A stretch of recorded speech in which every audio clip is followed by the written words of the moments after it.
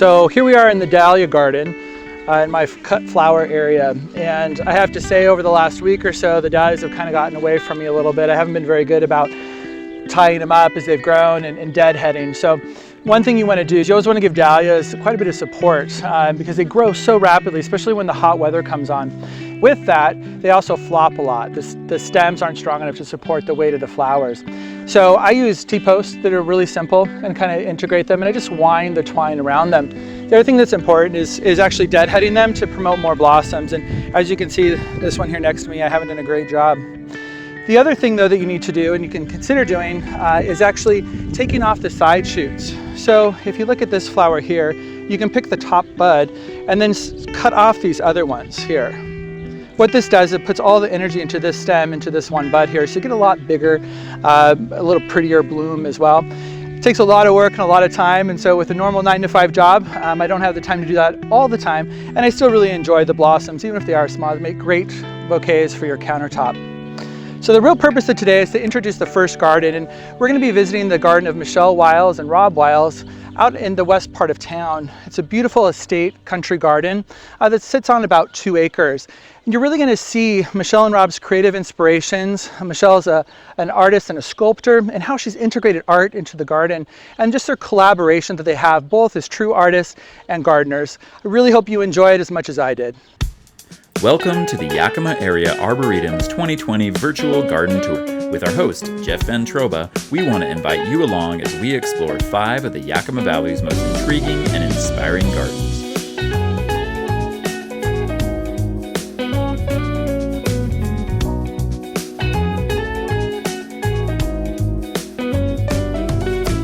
This episode is brought to you by the Yakima Area Arboretum's Board of Directors and funded by viewers like you.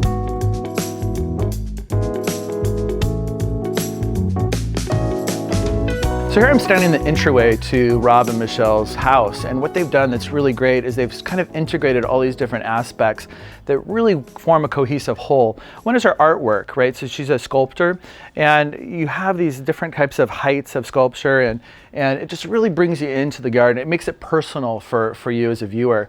The other thing are the pots and the choices. She actually has quite some subdued tones to her pots, which are great, that match the concrete work and the stone work. And then right over here, she has these different layers in a pot. And remember, just like in your garden, when you look at a pot and you're thinking about designing your pot, what you want to put in it, think about those different layers. So you have the tall aspect here of this great evergreen, then you have this kind of middle layer, and then you have this cascading lower layer, giving that tiered effect. Michelle and Rob have done a great job of creating that intimate entry into their home, which is really important when you have a large landscape that you're dealing with, whether that's your own property or you're just in a larger exposed site with large vistas, which is also really common in the Intermountain West. They've taken some other types of plantings and created this large movement and energy in these giant weeping sequoias that flank both sides of the entryway. The other thing that's cool is what they've done as far as the underplanting is concerned. What they have here is they have a formal hedge of box that's been clipped. But the cool thing is inside of it, it's very informal. So you have this Japanese forest grass in here again with lavender, a combination that you really wouldn't think of. Japanese forest grass will take quite a bit of exposure and a lot of light if it's given some afternoon shade. And so you can actually grow lavender and roses with it, and it just gives you that beautiful fluid look, almost like it's rippling water underneath those plants. So I'm standing actually in the middle of those beds I was talking about. And one of the things that they've done that's really neat is they've actually trained these roses into standards. Sometimes people don't think of that. You have to be a little bit more careful about your exposure and the temperature that you're growing these roses in, because a lot of times they're grafted, and so you don't want to lose that graft if we get really cold. But what that does, if I crouch down here and I'm at the level of the top of the box hedge, and I have this grass all around me with some lavender coming out, you have that nice contrasting color. And then all around me at my head and shoulder height are these roses that seem to just levitate and float above this surface. Just gives you that another really dynamic aspect to this garden design. So talking with Michelle about how she overwinters these roses that are trained into a standard. So she's about zone 5 climate here, and where I live, just a few miles down the road, I'm zone 6, almost an entire zone warmer.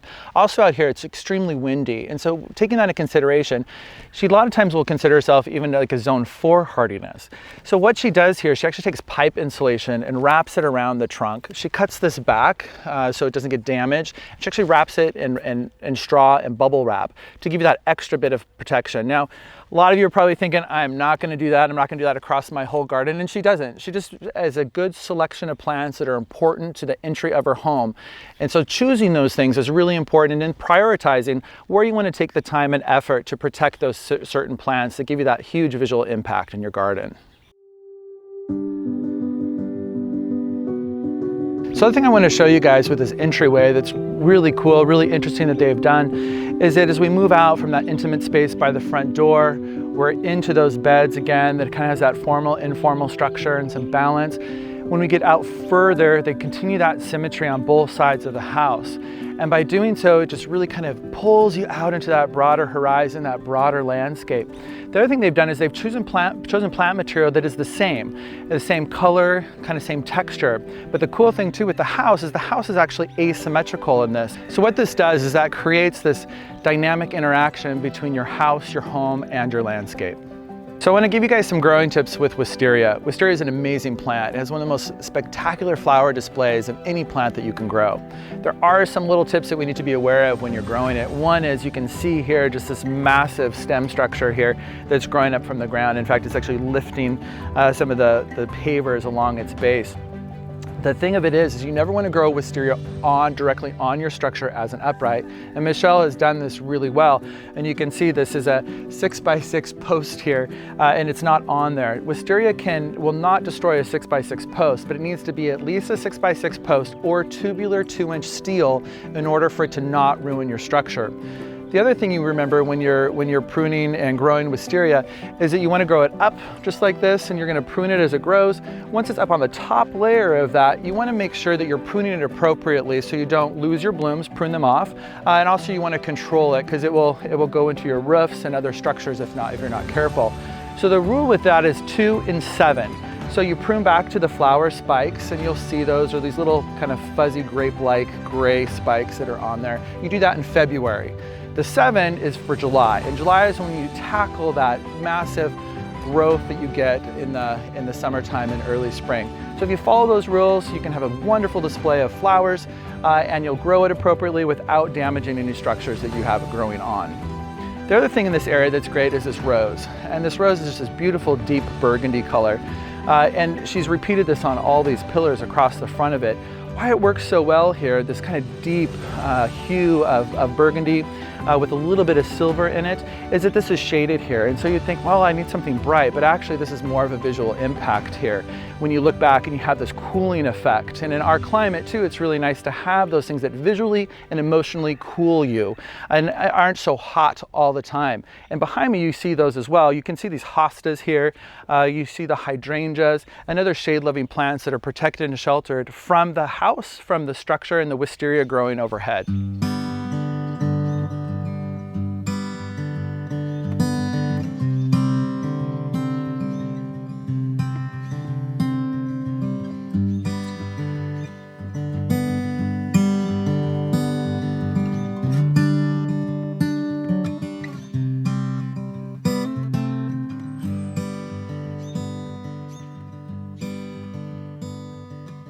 So I want to point out this area in Michelle and Rob's garden that was a trouble spot for them, and it was challenging. So this area here off of the driveway, garage, and the pool house behind me, and with the path here, it was just kind of like an inferno strip. It also was difficult because it's a very high traffic area, and she originally had a more English style garden in here, and you can imagine what that would be like as far as maintenance and how that would go. So what they did is actually made a gravel garden, which is a great thing to do in our climate, in that intermountain west windy climate, where you just are putting things that are really tough, really hardy, like this lavender, and she has some dogwood in here, and so it's just a really nice thing. You get the acer here with a little bit of height. She has a pot here, and that's another cool thing I want to talk about in Michelle's garden, what they've been able to integrate their artwork, and you can use a pot as a sculpture. It doesn't have to be planted, so don't rule that out. If you don't have the resources to buy a sculpture or to commission something, or you don't have the ability to make something on your own, get a really cool pot. And that's what Michelle and Rob have done here too, and it's you kind of see it down here in the lavender, but that will give you kind of that weight to your bed and to your landscape, and then that repetition throughout the yard is a really cool thing. The other thing I want to talk about is people a lot of times like certain things. And so if it's suns in their landscape or crosses or different things, and what you want to do is you just want to have continuity and you want to put things in a group. And so on the wall behind me, Michelle has done that, kind of echoing this really hot spot in their yard with the suns on the side of the wall. It's just a really effective way to integrate a little bit of art into your landscape.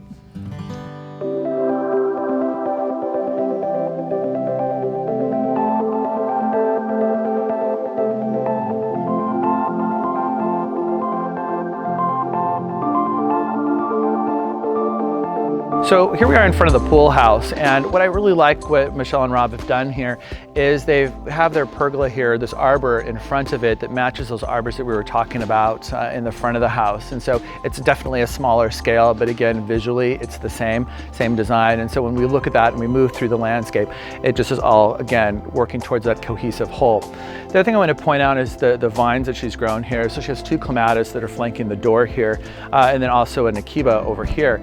The one thing you want to think about if you're growing vines, I'm going to kneel down, and is that you want to have a semi-permeable surface. And she's done that with the bricks. The pathway is mortar, but the bricks are not. And so what that does, it just allows moisture and nutrients to get down into those roots. Clematis also, people say, roots in the shade, tops in the sun. And that's not always the case, but she has done that here. This actually gets quite a bit of shade as well. And clematis will still grow quite well in semi-shade. And it's a vine, remember, so it'll be twining through bushes and trees. And then as those gets to the top and breaks through to the light is when you would see those flowers. And you can actually see that right here. So as we get to the top of this arbor, you're going to see these flowers right at my eye height. So I have to admit, I'm not a huge fan of turf in your yard. I think some of it is nice and a little bit, but a lot of times we don't really have a choice. It's a great option. It's affordable for most, and it is beautiful when it's grown right. And turf can also be used more as a transition. So you have almost these rivers of green that go through the landscape, and Michelle and Rob have done that really effectively because they have a lot of different areas of their yard, but kind of that underlining link to them is their hardscaping, which is consistent, and we'll show you that in a little bit. And then also the turf as you move through this area and into the next.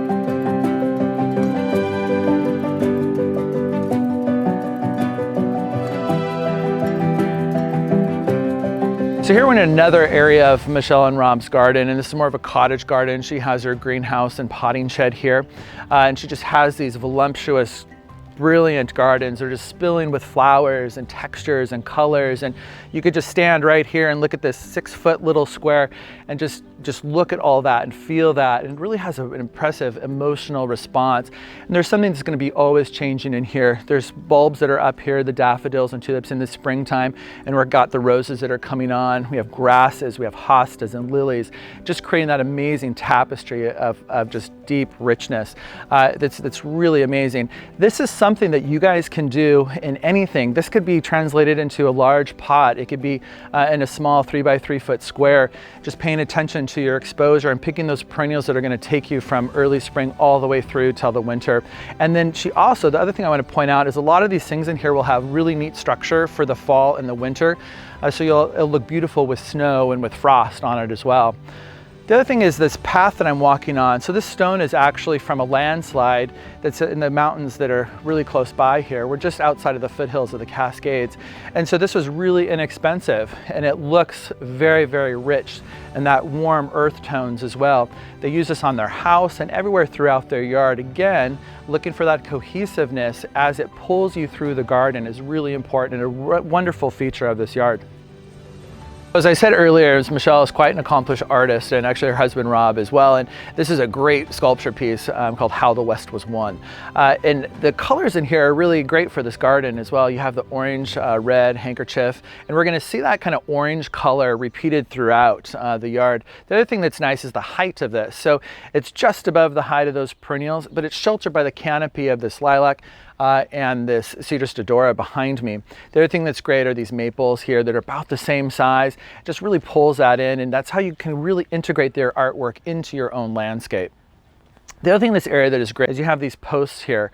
Perennial gardens will kind of come in on your pathways, and so what they've done is they actually take these stakes, they pound them into the ground and take black twine. Black disappears for us visually, so they use this twine to kind of pull things back. You don't even notice it at all.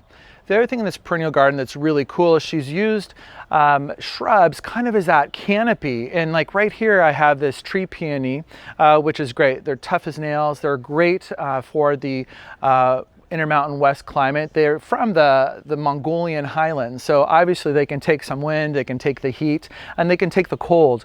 But what this does is you get this beautiful architectural form of this bark, these really neat kind of leaves that form its own little canopy, and then right here we have hollyhocks underneath, and you go all the way down through here, and so it just gives you that, in a sense, a miniature forest just right here in this 6-foot area. The other thing we've talked about throughout this virtual garden tour is being patient with your plants. And this is a perfect example of these alliums that she's grown here. And how cool is this, right? So you get this drumstick of this bright purple flowers, and then you get these amazing little seed heads here that are soft, they're supple, they move when they're touched or rubbed against. And then those turn to this brilliant bright gold throughout the whole season. I've actually seen people spray paint these silver for the winter time and then cut them off in the spring, almost like ornaments in your garden, but just in and of themselves, they're ornamental. And you can imagine these covered with frost or with a dollop of snow in the winter time, just a really cool thing. So remember, just be patient with your plants, let them age, let them mature, and enjoy them throughout the whole growth process. So Michelle and Rob have a couple challenges at the site that they're gardening at. We're on a kind of a ridge top, the top of a basalt flow, just outside of the Cascade Mountains. And so the soil is really shallow. It's about 2 feet deep. It's also cold out here. So most vegetables, like we have some tomatoes here, they like 70-degree soil in order to grow well and to establish themselves, to germinate, and to establish that really neat root system and big root system that they need. So what Michelle has done is actually taken some large pots and used her tomatoes for that. It's also quite windy out here, so she's done a couple things. She's made these tripods out of this bamboo, and it does one, it trellises them. It also protects the canes from whipping and the stems from whipping and breaking in the wind. Behind me here, we have this bed here that's going to be a little bit sheltered more. It's also going to be a little bit warmer, even though it's just 3 feet away from here, because it's at the base of the south-facing wall. One rose I want to point out is Jude the Obscure, and this is this beautiful peach yellow colored rose here. And it is a David Austin rose. It's a great rose to integrate into your landscape in those perennial beds. It would probably be my #1 choice for that. It has amazing fragrance. The bloom also just transitions throughout the age of it as well, which is a really neat feature. Michelle's also done a really great job of using her yellows and peaches and oranges, and then using the purple to kind of contrast those colorways as well. The other thing I want to talk about is exposure and light. So in this relatively small spot here, you have the greenhouse and you have this arborvitae hedge. This is actually the size of a lot of people's whole yards if you live in an urban setting. One thing to look about though and to think about is, what is my exposure to light? So here we're actually in full hot sun, and within 10 feet you're in deep shade. So how do you transition that? And what Michelle has done so well is she's done those high sun plants here. She has some herbs here, and as she transitions over to this deep shade, she's using plants that are really great for this area. And remember, she has poor soil as well, and the soil is cold. So this is actually a hydrangea Annabelle. This is a smooth hydrangea is the other word for it, that gets these huge panicles of flowers. They almost look like a big lace cap over that area. We have geraniums in here. Behind me there are some epimediums, which is another great plant that will do well in almost any shaded position. And then also some hardy ferns as well. The Japanese painted fern ghost is one that she uses. Here on my right, as we're walking down this aisle, is she has another urn, and she's used this old urn as a planter. And what this is a dwarf ginkgo here, and this is just a great ginkgo. I believe its nome is the variety. Isley Nursery in Oregon grows this. So again, taking a structural element, putting a tree in here that's dwarf, elevating it off of the surface, giving that visual height where you probably wouldn't be able to grow this tree just in the ground in this normal situation. The other thing that's great about growing dwarfs, whether it be conifers or deciduous trees, is that you're getting the whole effect of that large specimen tree that may be 80 to 120 feet in size down to a manageable size. So you can still enjoy that size, that texture, the color, the leaf shape. And something that's also going to be affordable and it's going to fit your space. And that's probably the most important thing when you're thinking about plant selection is what's going to fit my space? What is the exposure? How is it going to grow best in my garden? So I'm crouching down by one of the great plants that people underutilize in their garden. This is an epimedium or barren root. This one here, you can see it just comes up here and you get this really neat heart-shaped foliage. The new foliage actually has red ribbing around it, which gives you that other aspect of interest. The other thing that's great about epimediums is that they tolerate dry shade. They will do good in cold soil, dry soil, full deep shade to semi-shaded areas. Also in climates that are a little bit warmer, so in the zone 6 going into zone 7 climates and higher, they will actually be a evergreen through the winter time. You leave them up all winter, and then in the spring before the flower spikes emerge is when you cut them back. The other cool thing is when they come up, you just get the flower spikes and they kind of dance, and they're just this really ethereal presence in your garden on the floor. And the one in front of me here is called sulfurum, and that one is really great, just this bright lemon yellow. And in Michelle's garden, that's great too, is you just pick up these little hints of yellow as you dance across the pathways and bounce from garden to garden.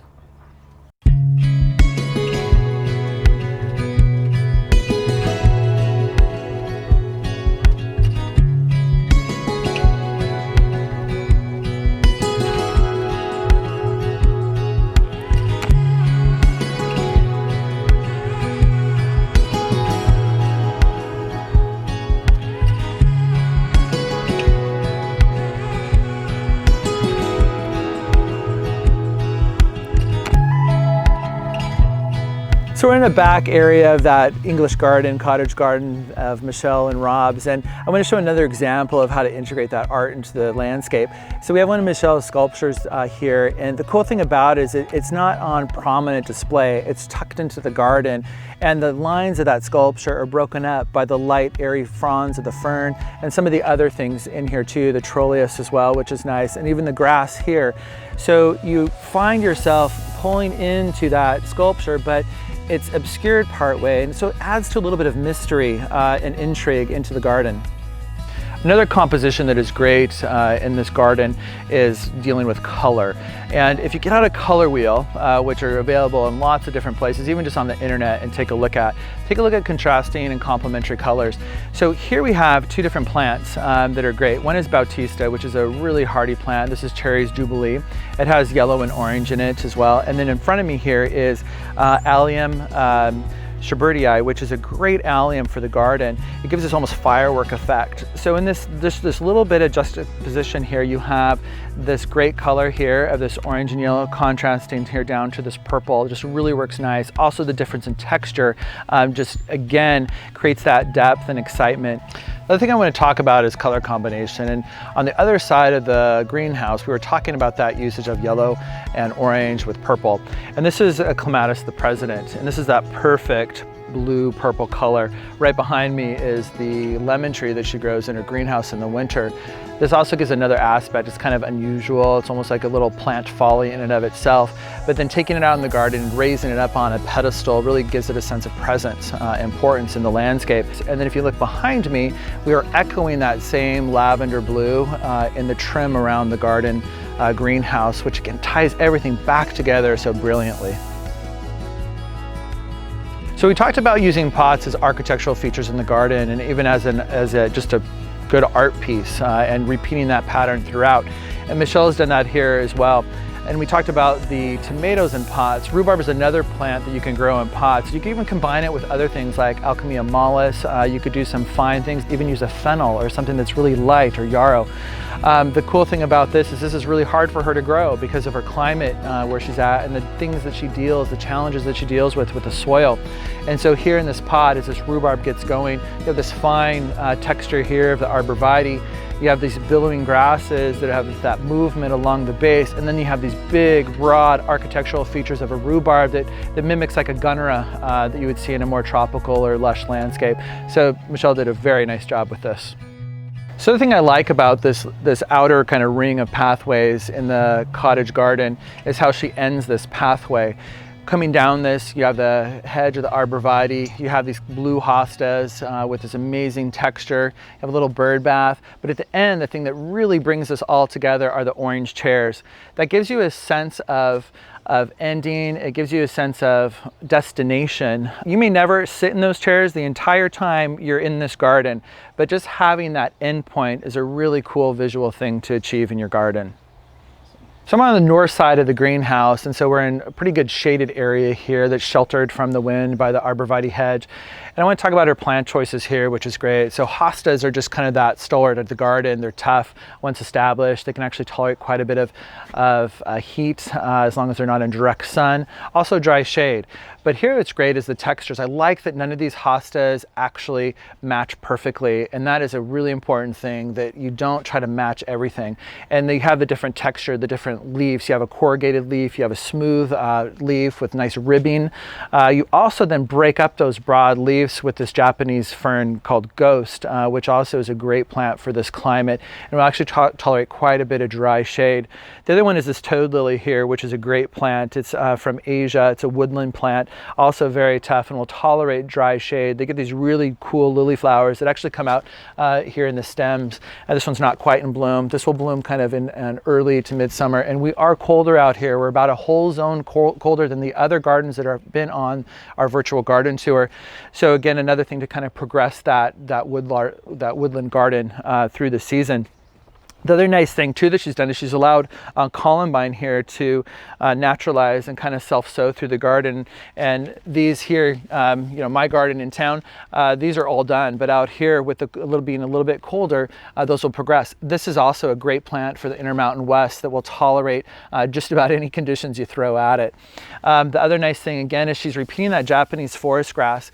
And even though we're in a different garden room, repeating those same types of elements, those texture elements throughout the whole garden landscape really ties things in, and again makes that connection even if you're not in that same physical space. Here's another example of using a dwarf plant in a pot. This is actually a dwarf pine that is contorted and also variegated. The cool things about these is these are tough as nails. They actually don't like a lot of water. So if you have a landscape that you're on automatic irrigation, growing them in a pot is not a bad idea for the cultivation. This will live in that pot for decades. The other thing that's neat about this is the new growth and this bright yellow green that you have with this just brilliant emerald green behind. It just really gives you that depth of field when you're looking at from a very small space. So this is something you can do in a large to a really small landscape. You could even shrink this down into a smaller pot, start with a smaller plant, and this only grows a couple of inches a year. The pot size will also limit the growth factor with this plant as well. So give something like that a try. It's a really great addition to your garden.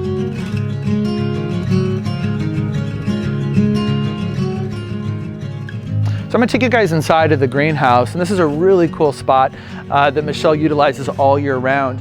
The other thing I love about this is that it is all from recycled, reclaimed products. Michelle worked as a antique dealer for over 10 years, and so she just has that incredible eye for salvage and for looking at things over a period of time and then putting them together as a cohesive unit at the end. So again, we're repeating a lot of the same elements even inside here. So the flooring in here is the same as the pathways. The skirting around the building is also the same. She does heat this, keeps it about 40 degrees. So she's able to overwinter those plants that are half hardy or tropical in nature. This also creates just a space to come and to be in your garden. If the weather's bad, she'll host dinner parties out here. So think about that multi-use, multi-function of your spaces, because usually you can get a lot out of a small space. This is also a lot larger than a lot of people may have space for in their garden, but this can be shrunken down, and it can be just something that you can just stand in and have a chair. But it's really wonderful to come out here in a cold winter day and just relax and be a part of the landscape.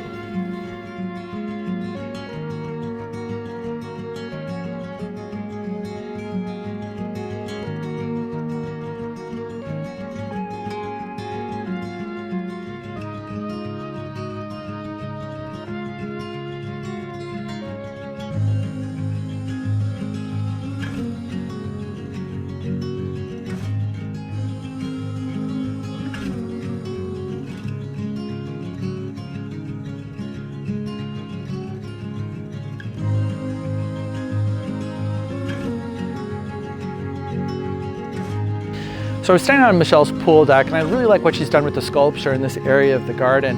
This is a concrete casting from back east that of a nun. It's very austere. They call her the mean nun, it also gives them some humor to the landscape. Also right here, it's just kind of right in this blank area. It stands by itself. It just fits that character and that personality beautifully.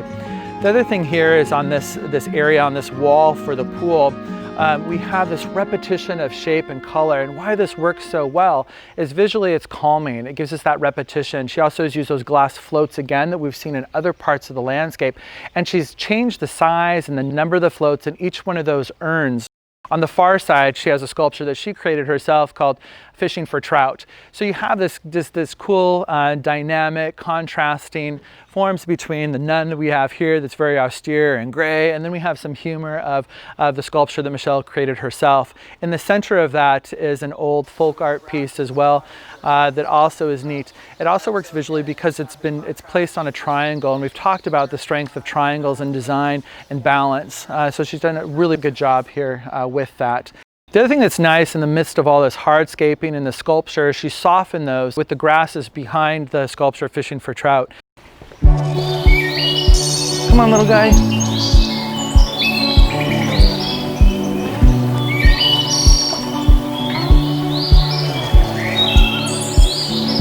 Our friend the frog. Frog rescue.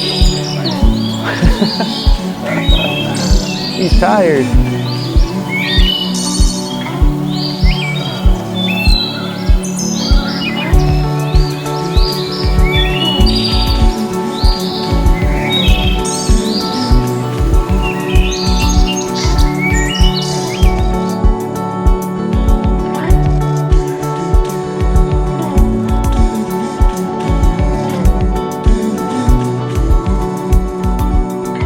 So the next area we're going to move into, it's called the Moon Garden. And what Michelle has done here is selected white as a color. And so it really glows in the early evening and into the night, especially on a clear day, clear evening. And again, she's completed this with a series of hedging, that boxwood hedging that we've talked about before. And so even though it's a totally different space and it's a totally new idea and concept for the garden, it integrates as a whole and it works visually. And again, we have that same paving that we're walking along. So in here we have the white roses, and you can see the taller roses as we walk in, and as we venture further back into the garden, they get smaller and they get more intimate and they move through here. This also is a very formal landscape area, which is totally different from that area we were just in with the English garden and the greenhouse. But again, you have the same elements of design, and so it's organized as a cohesive whole. The other thing that's nice here, she's done alyssum with her ground cover roses in this area, and it just gives that wonderful vanilla fragrance. The other thing she's done is she's used Alberta spruces to create the formality here too, and kind of those structures, and they're a little bit off with the wind, and that actually gives you more dynamic presence and more movement in the garden that you wouldn't otherwise have. Just really a neat space for her. And then again, we have those points of entry and exit. And so in a large landscape, it's even more critical that you have that, so you know visually when you stop and you start, and it gives you that emotion of entering and exiting, which is a really powerful thing to have in a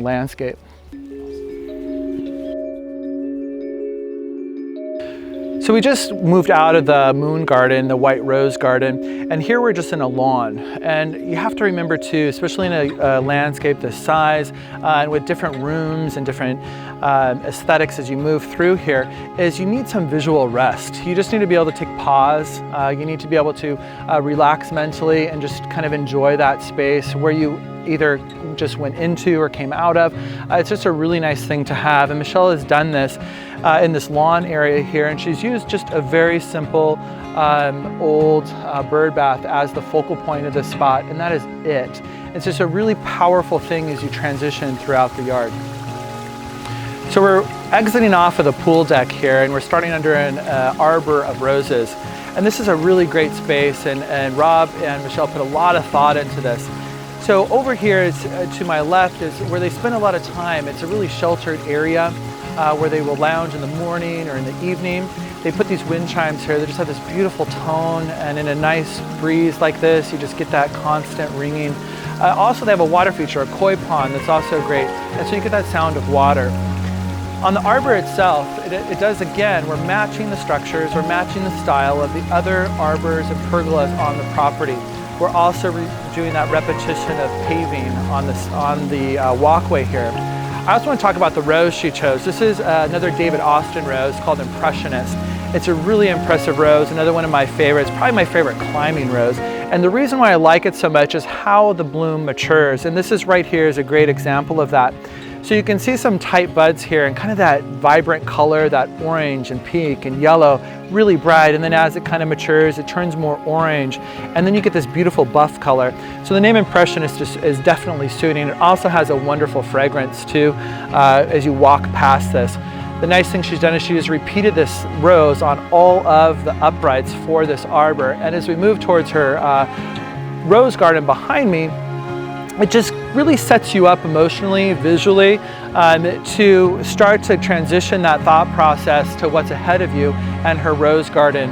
And Michelle has about 350 roses here, so she definitely loves her roses, and she does a beautiful job growing them really in this hostile environment. And I'm going to show you some of the things that she does, which is actually quite genius in this high wind environment.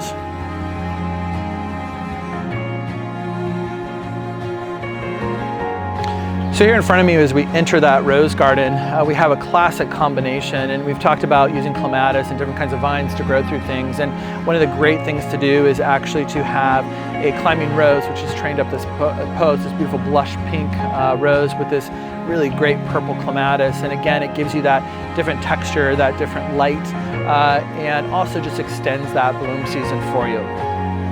Michelle obviously has curated a great collection here of roses, and it's still the early morning, and if you were here with me, you would just have this olfactory delight. It's just wafting through the air, and the sensation is just amazing. She also did some cool things here. She's actually has some lilacs that she's pruned up into a standard. She has a small magnolia here as well. She has lavender and some grasses kind of mixed in here. So she's informal with her formal rose garden, which is great. So I'm going to walk out of here into the garden over this thyme, and thyme is a great plant, a ground cover plant for your rose garden. It doesn't compete, as you know, roses are heavy feeders. It doesn't compete for that. It gives you the different texture as well, and roses can kind of get naked legs on naked knees, and so it gives you a visual clearance for that as well. This rose here is one of my favorites as far as fragrance. It's called Double Delight, and this has this amazing rose scent. It's so strong and so sweet, you can actually almost taste it.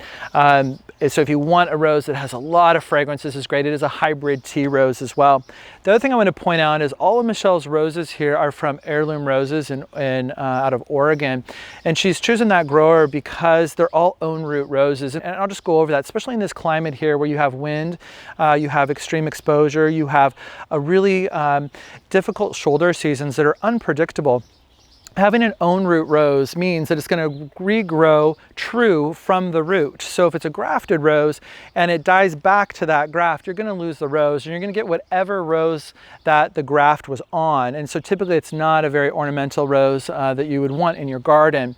So remember, when you have these difficult things in the Intermountain West and in Zone 6 and lower, really think about finding a grower in your area that does have own root roses. It will just solve you a lot of headaches as you grow your roses in your garden. The other thing I want to point out here too is this Blue Atlas cedar behind me. And this is one that is just amazing. What they have done here is they've trained it, and they're really pliable plants. And so if you grow them from a younger age and you train them up, you can train them across almost anything. And so this actually bisects the rose garden and gives you this curtain and this kind of this mystery as you walk through. And again, another great architectural piece that Michelle and Rob have done. And then it's this echoing of these evergreens to use as structure throughout their garden. So we're here in the other half of the rose garden, and there's a couple good solutions that Michelle has done here. And as you know, gardening in the Intermountain West, you can have these little wind tunnels along your property and in your property, especially if you live up close to ridge lines or foothills of the mountains, or even in the mountains. And so right here, she has that effect that comes through here. And so in order to continue the rose garden and have that big circular expanse of roses, she's had to deal with the wind and come up with a creative mechanism so that it doesn't just flatten her roses to the ground. So what she's done is actually made teepees out of bamboo. And it's great because it keeps the vines from snapping in the wind. And then she takes some black twine, and again, that black or dark green visually just disappears to our eye. And she kind of can wrap these around to stabilize the lower portions. And as the roses grow up to the top of them, then you don't even really see it anymore. But just a really clever solution to that. The other thing that I like about this area with the roses is she has this weeping beech here, this dark purple shiny leaf, and right next to it a magnolia. But then across the way we have that beautiful blue curtain of that cedar that goes across and bisects the rose garden, and then getting that visual height with that blue spruce behind it. Just a really creative approach that you wouldn't normally think of for a rose garden.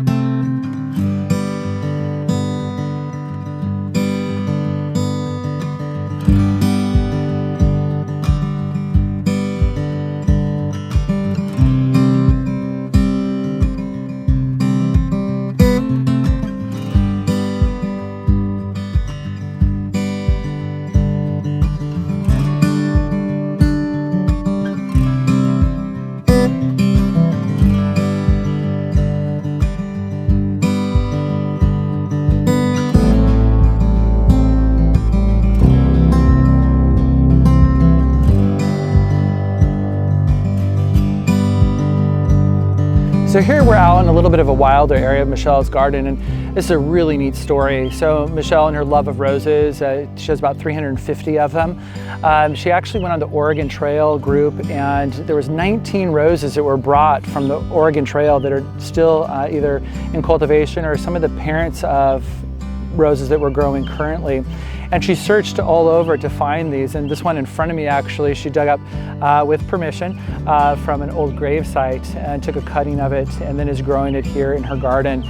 Really cool story, and it just shows the depth of landscaping and gardening and being a rosarian in the Pacific Northwest.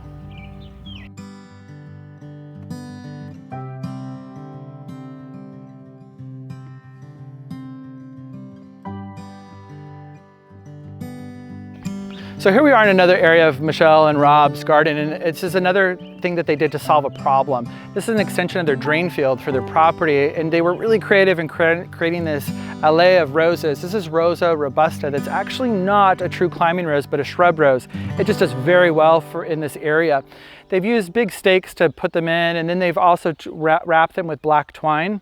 And by doing that, they're protecting those canes. These will actually get like 8 to 10 feet tall, so really impressive. The other thing they've done that's really fun and creative and gives that little whimsy to the garden is they've actually created a bowling alley in the alley, which is really kind of cool and interesting. And as you look behind me, you'll see those pins and the bowling ball set up down towards the latter part of the drive.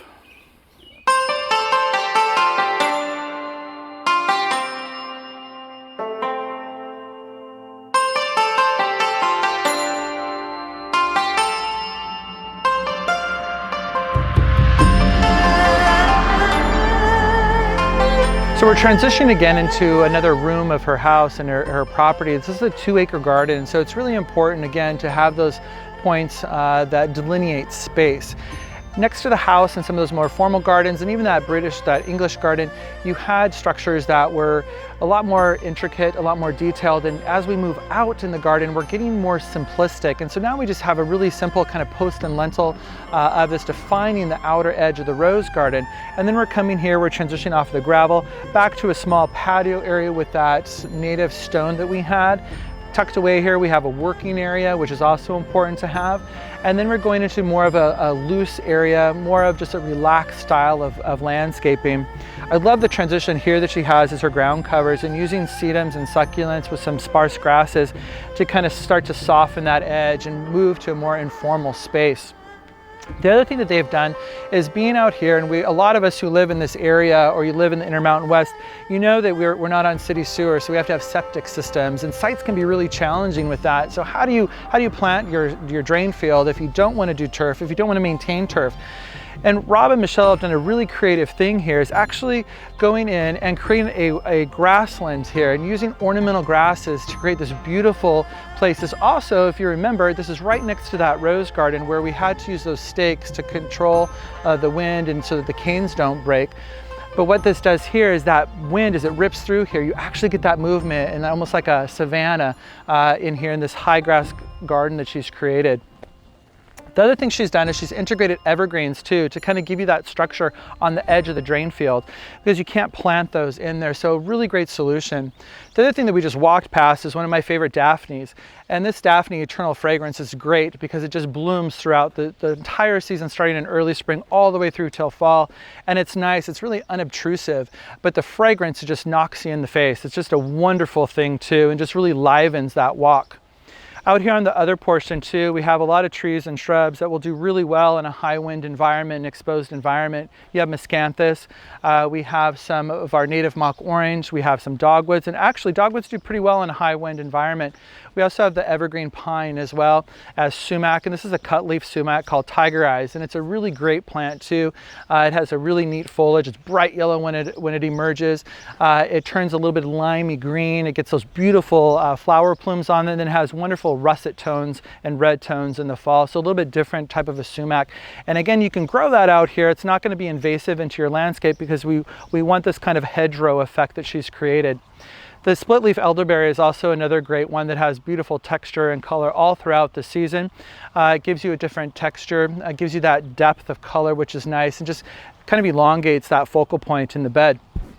Another nice thing they've done is they've created a little vantage point out here and a place to just sit and relax and to look at this stuff. Look at her landscape, look at the vista that she has created across the garden. And so that place of rest, it is also a neat thing to have as a design element in your garden.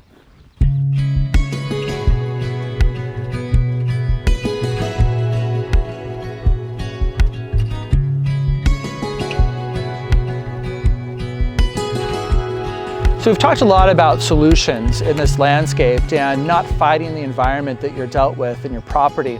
And Michelle and Rob love trees, especially Rob. And so what they've had to do is actually mound these trees up because the soil is so shallow and then there's no drainage. If you did that, a lot of the trees in their landscape they wouldn't die from exposure, they die from rot because the roots no longer have any oxygen. So what they've done to be really creative is they've actually just mounded, they've created these mounds, and you can see this is probably close to 2 feet tall. And when you plant in that, it lets the roots come down and spread out across the surface, still allowing you for that drainage that is so critical, especially for like Acer palmatums. They like to be evenly moist, they do not like to be wet.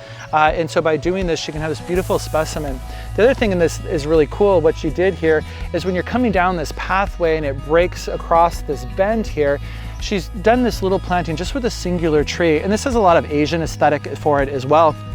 It just gives you that focal point and lets you really stop and pause and enjoy the canopy of the tree and the beauty that it is. So next to me is this Acer shirishwana. It's a full moon maple. It's a great plant for your garden. It will do well in sun and in quite dense shade. The difference being is that you're going to get a denser canopy if you're in the sun. This tree is just spectacular for a 4-season plant. When it comes out, they almost look like little shrimp on the leaves. They're just this bright fluorescent pink that ages into this yellow green with this red edging around it. As it matures, it gets a little bit more russet tones throughout the growing season, and then scarlet yellow and red and orange in the fall. In the wintertime when these drop, it just has this beautiful architectural presence too, and this beautiful bowl vase-shaped that you can see right now with this. The other thing I love about what Rob and Michelle have done here is this juniper ground cover. A lot of people, you know, we get kind of overwhelmed with junipers. It's something that's been overused or hasn't been used properly in our landscapes. But in the Intermountain West, and especially in our colder climates, juniper is just one of those plants that we should all incorporate into our landscapes. And here she's used it beautifully as a ground cover. And it's extremely low maintenance, right? It's drought tolerant. It tolerates almost every condition except for deep shade. You don't have to prune this variety, you're just edging. It also isn't quite as of a garden thug as some of the others as well. And so you can have these little pockets of plantings with these grasses here, and even hidden inside this grass, she has another one of her figures. You also popping little things in too that are unexpected, like this mock orange over here. This will also has that kind of orange scent that will be similar to that Daphne when we enter this part of the garden, and just continue those floral notes as you walk through. So even visually, you may not be engaged, you will olfactory. The other thing that I like too is how she's used the conifers here to create a backdrop behind. There's a big pasture here behind it, and so it's stopping you visually and it's creating that sense of enclosure here as well. The tricolor beech here on my left is another great plant, that tree that she has done here, and just beautiful texture. And if you look closely to these leaves here, this is actually my favorite shade tree. I like beeches, I said before, but this of the beeches is my favorite. And you have this wonderful leaf where you have this just leathery, shiny green, and then on the edge it goes to cream, and then this almost like a fuchsia pink on the tip. And so when these leaves flutter in the wind, they just give you that sense of dimension and that just wonderful movement through the garden. And of course the bark on there is just one of my favorites. It's just that smooth, and even as it ages, it's getting better and gets kind of wrinkledly like those elephant legs. The other thing I like is the repetition of her treatment of the soil. So she has this crushed gravel, and then she repeats these processes with the mounding of the organic bark over the top. That again, it's allowed her to create these areas of specimen trees in a landscape that makes it cohesive and doesn't look like it's just stuck together. So another job well done.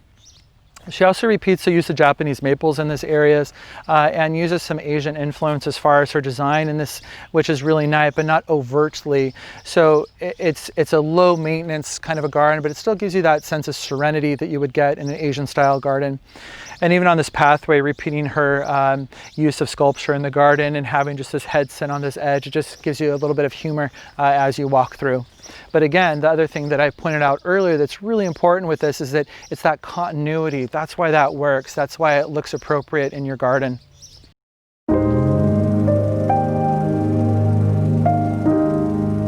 To my right here is a great specimen tree. This is Acer Gricium. It's one of my favorite small non-blooming trees, and the reason why is it is a true 4-season plant.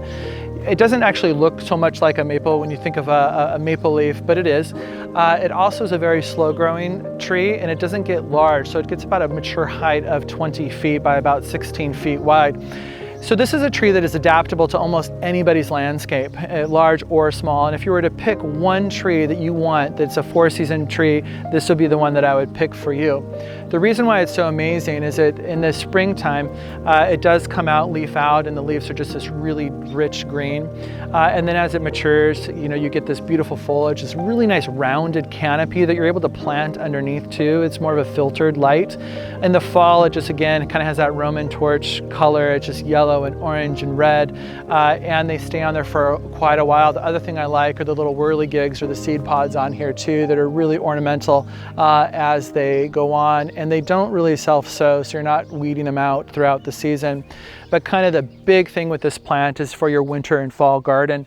And when you come over here and you look at this, and it's called a cinnamon bark maple for a reason, is you get this peeling effect of the bark here, and it reveals this amazing smooth texture and color of this bark with this contrasting texture. And you can imagine in the wintertime when there's no leaves on this tree and you look at this across your landscape or just on your patio, how beautiful this is in the winter with snow on the ground, just that red russet and that low light coming through and hitting that bark. It just absolutely glows. So again, this is a great tree for you guys to consider and one of my personal favorites. So here I'm standing next to another great specimen plant that Michelle and Rob have purchased. She actually got this from our own Yakima Area Arboretum plant sale. And this is another one of my favorite trees, and I know I have a lot of favorite trees, but here's another one.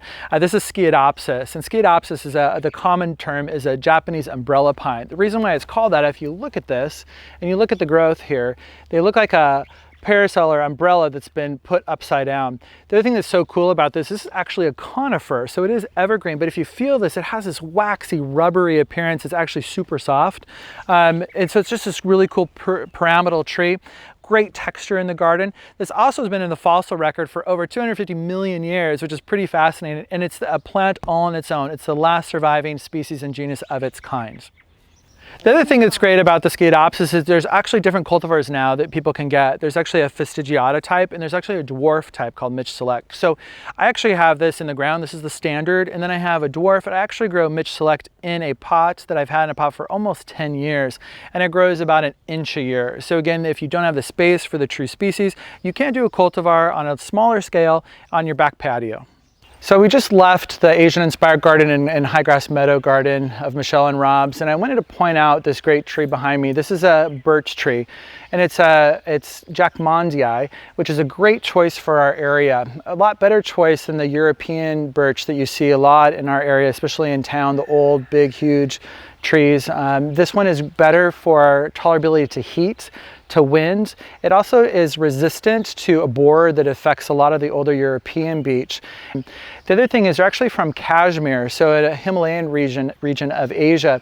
And so they're going to be able to tolerate a lot of that really cold, the high winds that you can imagine they experience in their native environment. The other thing that they've done here is they've really mounded this up, which is nice to get that drainage, and you can tell it's very happy.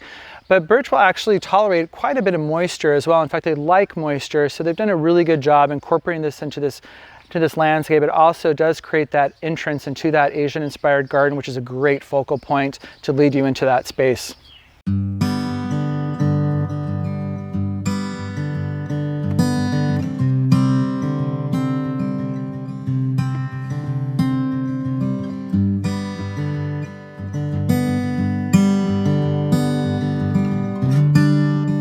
So we've made our way around Michelle and Rob's house, and we've just seen a lot of visual things and a lot of cool parts to the garden. I want to go back to that cohesiveness and this little pocket garden off the front of the house. And what they've done here is mimic that English garden style and mixing plants and textures and colors. And they have this, again, those colors, that pop of that orange with that purple that we've seen as a theme, color theme throughout this yard. The other thing I want to talk about is a little bit more is about these hostas. People don't think of the hosta blooms as being real significant, but they actually are quite unique, and that a lot of them are fragrant. People don't realize that. Also, they really attract hummingbirds. They absolutely love them, and they're full of nectar. So remember that too when you're shopping for your hosta. Take a look at what the flower spikes are going to be as well, and also how high. And they range from usually a bright white all the way down through a dusky purple, so they can really add that other dimension to the hosta beds. The other thing I like in here is kind of the mixed shrub planting. So she has this another Acer palmatum here. She has the paniculata hydrangeas that are further from the house that we've talked about in a lot of gardens, so they get a lot more sun and exposure. And then tucked behind is this, and up against the stone of the house and that east-facing heat sink, using that hardscaping is that macrophylla that has the blooms for this year. Another great choice and a great placement of a plant. And remember that plant is really important for placement, so it's the perfect plant in the perfect spot. So we're inside Michelle's art studio here, and it's just a cool place to look at kind of her process and her aesthetic and what she does not only in the garden but also in her artistry. This also then relates back into the garden as she moves things out into the landscape. And I'm here with Michelle. And Michelle, tell me a little bit about what your process is with a lot of things you do are large scale, and you're modeling in clay. Do you use forms, or you just kind of free form what you're doing, what you're working in? I use free form, and I do either generally half size or 3/4 size. And this is going to be a bust, and those bones that were outside will make a part of its headdress.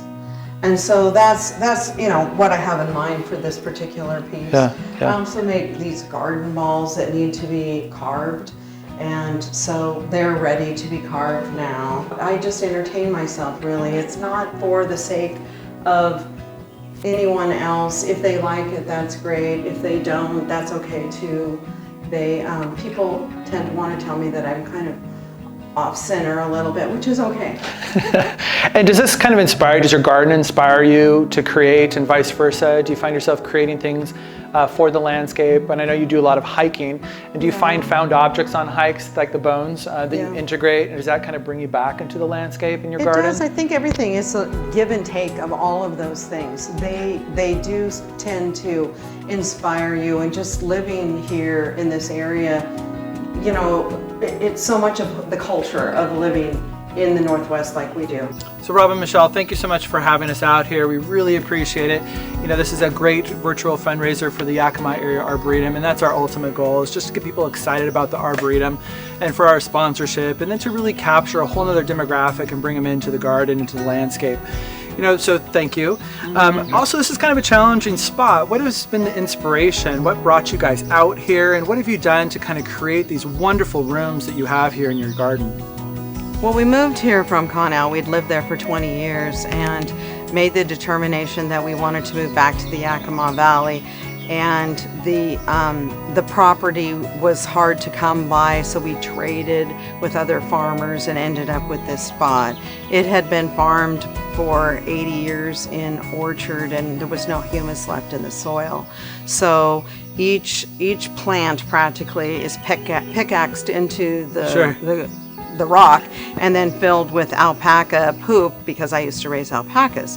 And so that's how the space has come about. As far as the design of it, I can't pretend to have a plan. Sure. It somehow made sense to me. Yeah. I'm not sure that if I did it again today that I would do the same thing. Right. It's pretty high maintenance. There was more ambition in me 22 years ago than there currently is. Sure. But as Rob told me a long time ago, no more gardens, because you have to maintain the things after you build them. Yeah. And so we're to the point where we're in maintenance, and we are, on the path of editing and making things a little less high maintenance than they were before. Sure. And tell me about the inspiration for your hardscaping. A lot of this stuff is native, is that correct? Mm-hmm. So the stone that is on the outside of the house and the paths is from a rock slide up in the Cascades, and at the time you could get that rock really cheaply, and so we just were hauling rock forever and ever. Yeah. The brick is from Franklin Junior High when they tore it down, kind of by the by. We ended up with that for free. Yeah. So free is always good. Yeah. And so, it's a lot of work, but the stuff didn't cost a lot. And your inspiration of roses, have you always loved roses? Was something your parents had, or you just kind of fell into it and just built upon itself? It's a sentimental journey. My grandma had roses, my mom had roses.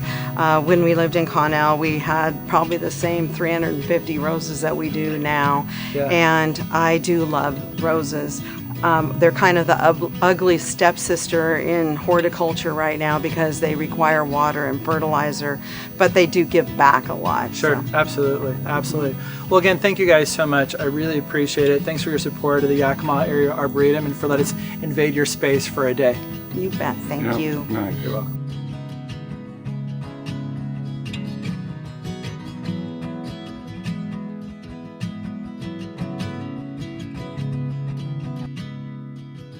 So I hope you enjoyed the Wyles garden as much as I am and find some inspiration for your own yard. It is a large garden, more of an estate garden, but there's lots of little intricacies that you could bring in down into your own landscape, whatever your budget or the size that you may have to garden with. The next gardener I'm going to introduce to you is Ray Gates and Deborah Crone. And I find a lot of inspiration in this garden. It's a garden that's grown organically. Both of them are passionate master gardeners, and Ray Gates is actually a master composter as well. They have an apiary, just some really cool dynamic things in a smaller suburban yard, and there's no lawn, which I think is a really great takeaway for people who are considering that. I really hope you enjoy the inspiration in a totally different landscape, totally different garden, and totally different challenges within fantastic solutions as you view their garden. So stay tuned for our next episode and subscribe to our YouTube channel.